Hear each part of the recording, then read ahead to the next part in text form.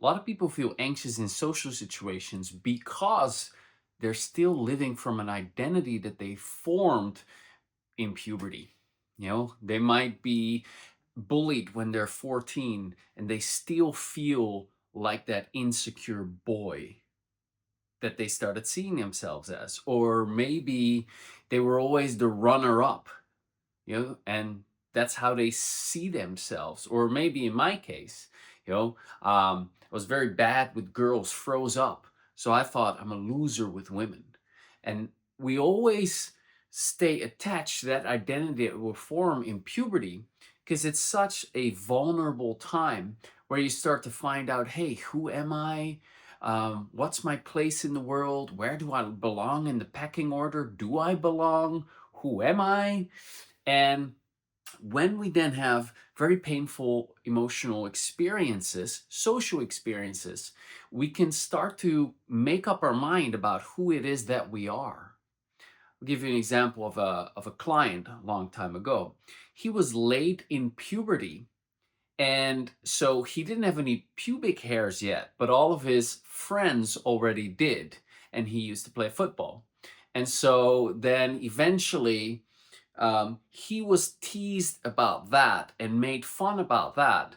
And he then created this idea that he's the weird one, he's the young boy. And even though obviously he's grown up and he's not the young boy anymore, he's actually a mature man when we started working together, he still had that identity that he's the little boy among the real men, so to speak. And for me, um, even though I already had a girlfriend, I still was attached to that, oh, I'm a loser with women identity. And when we have an identity like that we're still stuck with, that we're still emotionally attached to, we feel ashamed of that, right? Because when that happened, we're very ashamed. And there's insecurity and self consciousness connected to that because we don't want to be seen that way. And then what we start doing? Well, we start overcompensating in the other direction. So for me, um, you know, proving that I'm good with girls, trying to, like, this is very embarrassing, but I used to have um, a a big ass towel, black towel in gold, and it said Playboy. I walked around with a T-shirt. This is embarrassing. I walked around with a T-shirt that had like a guy and a girl that were getting married, and underneath it it said "Game Over" because I wanted to show, I'm not like that. I like to be with many women. And by the way, I hardly ever had that scenario, but I wanted everyone to think that that was so. And whenever it was pointed out, either directly or indirectly, that that wasn't so, I would blush and I would feel anxious and I would feel exposed because that 13, 14, 15-year-old Seb who was struggling so much in that area, and 16 and 17 and 18-year-old Seb, by the way, is a longer identity, um, got activated and the shame associated with that as well. And so then my nervous system would see, uh-oh, this situation is just like when I was ridiculed and mocked and humiliated and made fun of for being bad with girls in my early teens. Now, for other clients, because this is something I see all the time, there's other things going on. Maybe they moved to a different school and now they didn't fit in for whatever reason. Maybe their buddies didn't move along with them, and so now they started seeing themselves as the outsider. Or people moving from a different culture into a different city or even just a different country and not speaking the language properly, that causing them to see themselves as I'm different.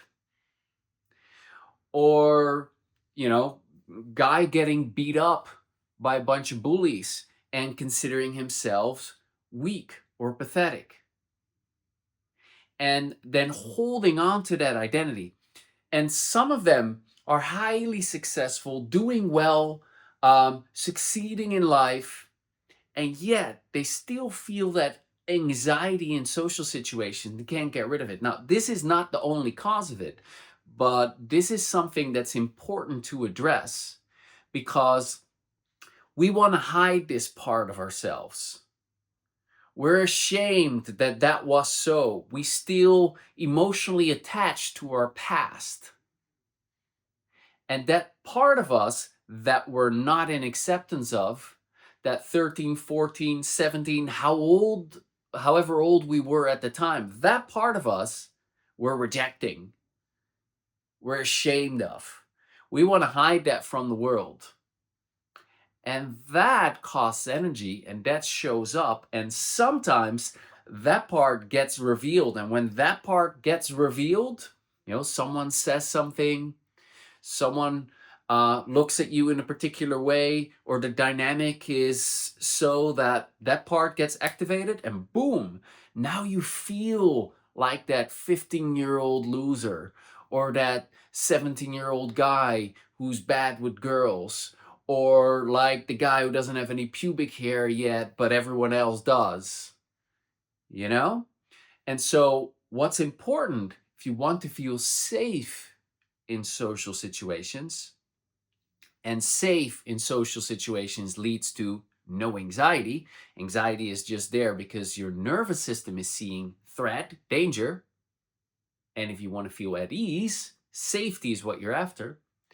And that identity that you're still stuck to is preventing you from feeling safe. Like I said, there's more to it than just that identity, but that identity is causing you to feel unsafe.